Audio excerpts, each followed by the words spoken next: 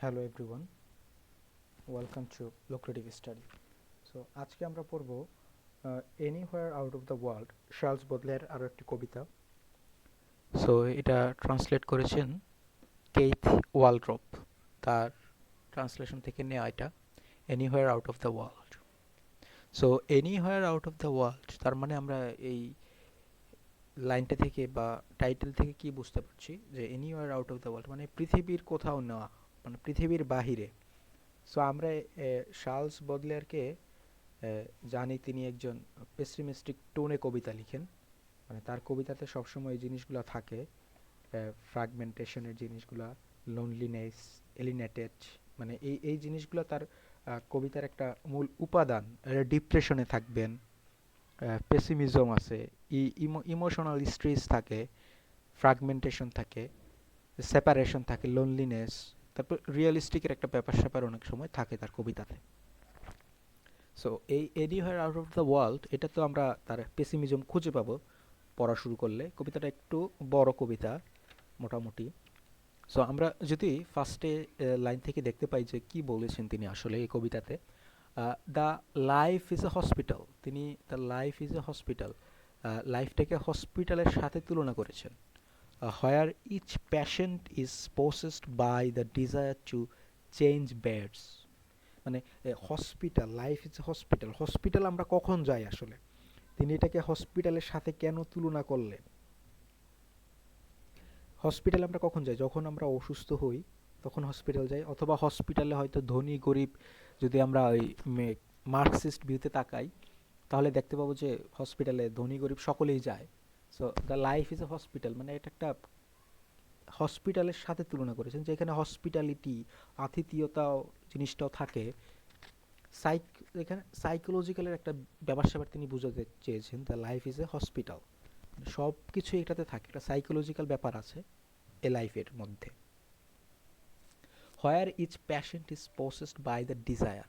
So এখানে desire তিনি আসলে কি বোঝাতে চেয়েছেন, ডিজায়ার বলতে আমরা কি জানি, ডিজায়ার বলতে আমরা কি প্লেজার, মানে আমাদের যে পছন্দগুলো আছে, যে জিনিসগুলোকে আমরা লাইক করি বা যা পেতে চাই, আমাদের অবদমিত মনের চাহিদা, এই জিনিসগুলো প্রতিটাই কিন্তু লাইফের সাথে রিলেটেড, এবং এটা থাকে মানুষের লাইফে। ডিজায়ার জিনিসটা এক্সপেকটেশনও বলা যায় এক ধরনের, ডিজায়ার ইজ এ এক্সপেকটেশন, যে আমাদের লাইফে এক্সপেকটেশন থাকে মানুষের জীবনে। সো এই ডিজায়ারটাকে চাওয়ার মধ্য দিয়ে আমরা বলতে পারি। সো চেঞ্জ বেডস মানে বেডস, এখানে বেডসটা কি বোঝানো হয়েছে, মানে বেডস আমরা বিছানা, change beds, desire to change beds মানে একটা চাহিদা শেষ হওয়ার পরে আমরা আমাদের আরেকটা চাহিদা তৈরি হয় এরকমের। That one prefers to suffer nearer the stove, এখানে the stove and this one believes he would get well next to the window. এখানে উইন্ডো আরেকটা জিনিস আছে, এখানে অন্য কিছু মিন করা হচ্ছে। স্টোভ মানে কি, স্টোভ মানে আমরা জানি কি জ্বলন্ত কোনো কিছু বা ফায়ার, এখানে আগুন থাকে, এটাকে এই স্টোভকে তিনি আগুন কোথায় থাকে, জান্নাত না জাহান্নামে, জাহান্নামে আগুন থাকে, তো এটাকে এই স্টোভকে আমরা হেল তুলনা করতে পারি। And next to the window and this one believes he would get oil, মানে সে ভালো হয়ে যাবে। আর সাফার্স নিয়ারার মানে আগুন, জ্বলন্ত আগুন এরকমের আশেপাশে সাফার থাকে নেয়ারার, আর believes he would get well the next to the window, window এখানে পিচ মানে শান্তির সাথে তুলনা করেছে, যে এখানে শান্তি থাকবে, উইন্ডো জানালার কাছে গেলে আমি শান্তি পাবো। সো এই ফার্স্টের 3 লাইনে মূলত চার্লস বডলেয়ার এইগুলো বুঝাতে চেয়েছেন, যে হসপিটাল একটা সাইকোলজিক্যাল বিং মানুষের মধ্যে যে কাজ করে সেই জিনিসটাকে বুঝাতে চেয়েছেন। ডিজায়ার যে আমাদের চাহিদা, আমাদের প্লেজার, আনন্দ বা চাওয়ার জিনিসটা, লাইক পছন্দ করি সেটা চেঞ্জ হয় এরকমের জিনিস। একজন স্টোভ বা হেলের কাছাকাছি সাফার থাকে, আর উইন্ডোর কাছাকাছি বা এরকমের যে শান্তি থাকে, শান্তি খুঁজে পাওয়া, ফর পিচ এই জিনিসটা থাকে। সেকেন্ড লাইনগুলোতে, সেকেন্ড স্ট্যান্ডাতে দেখতে পাই যে to me it seems always it would be well for me to be somewhere I am not, and the question of moving is one that my soul and I discuss endlessly. এখানে তার যে endlessly জিনিসটা আছে, my soul and I discuss endlessly. এখানে আমরা কি দেখতে পাই যে একটা রুটলেস বিহেভ দেখতে পাই, যে তার মধ্যে দিয়ে somewhere, to be somewhere, me to somewhere, তার মধ্যে এবং তার যে সোলের মধ্যে যে কথোপকথন হচ্ছে, to me it seems always it would be well for me to be somewhere I am not, and the question of moving is one that my soul and I discuss endlessly. মানে সে তার সোলের সাথে কথা বলছে, সে এবং তার soul, মানে শেষ হচ্ছে না। এটা এটা one kind of rootless behaviour বলা যায়, এবং এখানে তার একটা যে ডিপ্রেশন আছে, অস্থিরতা জিনিসটা আছে, এটা ফুটে উঠতেছে তার মধ্যে। তারপরে স্ট্যান্ডাতে আমরা কি দেখতে পাই, tell me my soul poor chill soul, tell me my soul poor chill soul, মানে তার এই যে জ্বলন্ত বা পুড়ে যাওয়া যেই প্রাণটা আছে সেটাকে বলতেছে। How avoid going to live in Lisbon, Lisbon একটা রাজধানীর নাম, শহরের নাম Lisbon. How avoid going to live in Lisbon, যদি আমি লিসবনে যাই তাহলে সেখানে কীরকমভাবে জীবনযাপন করতে পারবো। It must be warm there and you could bask like a lizard. এই যে লিজার্ড, লিজার্ড মানে কি, কিরগিটি যারা রং পরিবর্তন করে। এখানে এই যে রং পরিবর্তন করার যে একটা জিনিস বোঝানো হয়েছে, যে আসলে পরিবেশের সাথে খাপ খাওয়ানোর জন্য রং বদলায়, যে আমি পরিবেশের সাথে খাপ খাওয়ানোর জন্য নিজের রং চেঞ্জ করতে পারবো লিজার্ডের মতো। The city is on the water, the claim it is built out of marble, and that the people so hate vegetations that they have uprooted all trees. There's a landscape to your taste, and a landscape made of light and minerals with liquid to reflect them. মানে এখানে dialogue আছে, তার সোলের সাথে তার একটা dialogue আছে, যে কোথায় গেলে আমি এই লিসবনে যদি যাই সেখানে কি আছে, আপরুটেড অল ট্রিজ আছে, সেখানে ল্যান্ডস্কেপ টু টেস্ট, এবং লিজার্ডের মতো পরিবেশের সাথে খাপ খাওয়ানোর জন্য রং পরিবর্তন করতে পারবে। এখানে তার সোলের সাথে কথা বলছে, কথোপকথন করার চেষ্টা করছে। My souls makes my soul makes no reply, তার হৃদয়, তার মন তাকে কোনো উত্তর দিল না। তারপরে স্টেঞ্জেতে আমরা কি দেখতে পাই, since you love repose so much along with the spectacle of movement, would you like to come live in Holland, the beatific land. এখানে বেটিফিক ল্যান্ড, দেখো হল্যান্ডকে দ্যাট বেটিফিক ল্যান্ড বলা হয়েছে। এখানে বেটিফিক, বেটিফিক মানে কি, বেটিফিক মানে হলো আনন্দময়, যে আনন্দদায়ক ল্যান্ড আছে Holland, Holland that beatific land.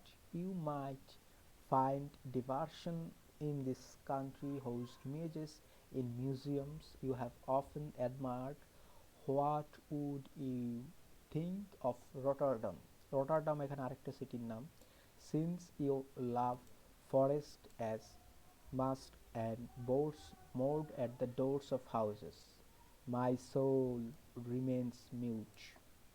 মানে এই যে সে আরও কতগুলো হল্যান্ডের কথা বলে, রটারডামের কথা বলে, যে আমি যদি এই জায়গাগুলোতে গিয়ে কি বলে টাইম স্পেন্ড করি তাহলে কি তোমার ভালো লাগবে, তখনও তার সোল উত্তর দিচ্ছে না। My soul remains mute.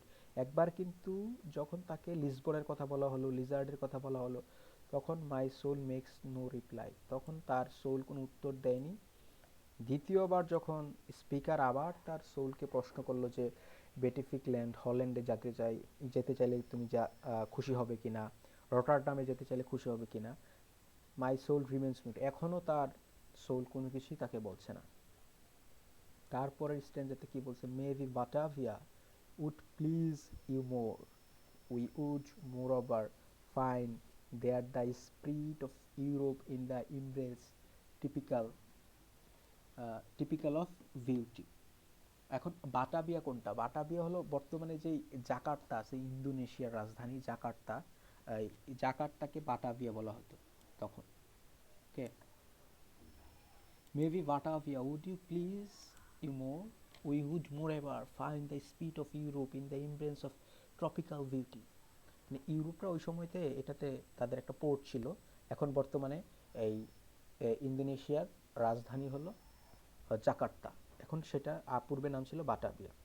Not a word could my soul be dead, not a word মানে কোনো কথাই বলছে না, আমরা যখন কোনো মানুষকে প্রশ্ন করি তখন সে যখন উত্তর না দেয়, কয়েকবার জিজ্ঞাসা করার পর তখন আমরা হয়তো ভাবি তার হয়তো সে আসলে জীবিত নেই। জীবিত মানুষের কাছ থেকে আমরা কি উত্তর পাই না। তো তার সোল যখন তাকে দুবার তিনবার উত্তর দিচ্ছে না, তখন সে ভাবছে could my soul be dead, আর তাহলে কি আমার সোল মারা গেছে। মানে এই যে এখানে দেখো একটা কি রকমের পেসিমিস্টিক একটা টোন আছে। এই যে তার সোলকে এতবার প্রশ্ন করার পরও সোল তাকে উত্তর দিচ্ছে না, সেজন্য। And ইমব্রেস of the tropical beauty, এটা হলো ইউরোপীয় এবং এশীয় ফ্লেভার। তুমি যে জাকার্তাতে যাও ইন্দোনেশিয়ার, তো এখানে একটা দুইটারই ফ্লেভার। আমরা জানি ইন্দোনেশিয়া এশিয়া মহাদেশে অবস্থিত এবং ইউরোপ মহাদেশ অন্য সাইডে অবস্থিত। তো ইউরোপ মহাদেশের এবং এশিয়া মহাদেশের একটা ফ্লেভার পাওয়া যাবে ইন্দোনেশিয়ার বাটাভিয়াতে গেলে, যেটার নাম বর্তমানে জাকার্তা। সো তার সোল যখন তাকে উত্তর দিচ্ছে না, সে ভেবে নিচ্ছে যে আসলে তাহলে আমার সোল কি মরে গেছে, তাহলে সে যেহেতু কোনো উত্তরই দিচ্ছে না। তারপরে এই স্ট্যান্ডাতে আমরা কি দেখতে পাই, have you gotten to the point of numbness. Numbness, numbness মানে হলো কি অসার, মানে কি বলে এটা কি স্পন্দনহীন এরকম বলে না, যে নিস্পন্দন, তার মধ্যে কোনো স্পন্দন নাই, অসার হয়ে গেছে, সে কোনো কথাই বলতেছে না, কোনো বোধ জ্ঞান নেই তার। তো সেই জন্য সেটাকে কি বললো, have you gotten to the point of numbness where nothing pleases you but your displeasure. If that's the case, let us flee to those countries like unto death. I am the one in charge, poor soul. মানে তার সোলকে সে poor বলেই যাচ্ছে, I am one in charge, মানে আমি একমাত্রই থাকবো সেখানে। We will pack our trunks for Tornio, টোমিওতে যাওয়ার জন্য সে ট্রাঙ্ক গুছানোর কথা বলতেছে।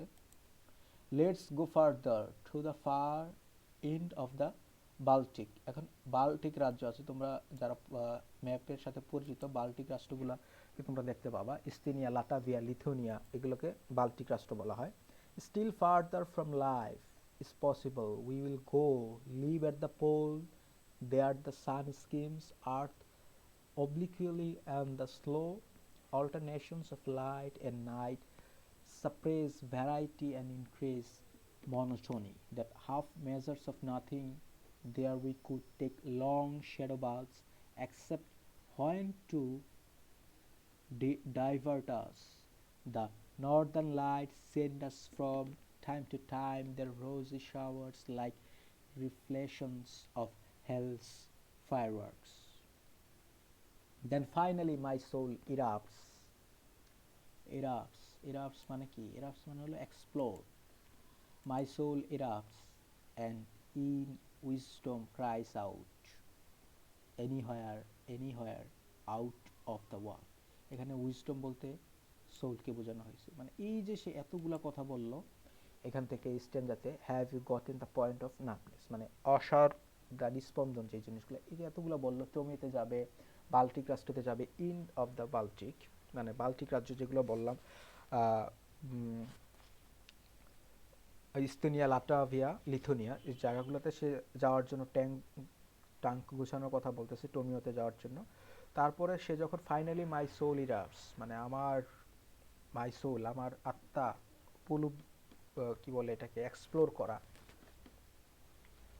And in wisdom cries out, তার সোল কেঁদে দিছে যে পৃথিবীর কোথাও এগুলোকে আমার কোথাও শান্তি দিবে না, পৃথিবীর বাহিরের কোথাও গেলে আমি হয়তো শান্তি পাবো, anywhere out of the world.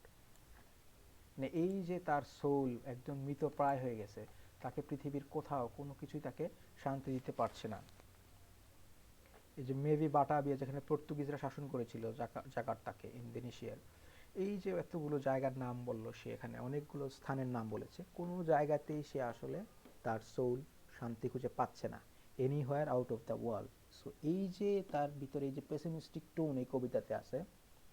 Optimistic man, এখানে তার যে কনভারসেশনটা হলো কার সাথে, সোলকে সে প্রশ্ন করলো, তার মানে বডি তার সোলকে প্রশ্ন করছে, তার সোল কোনো উত্তর দেয়নি।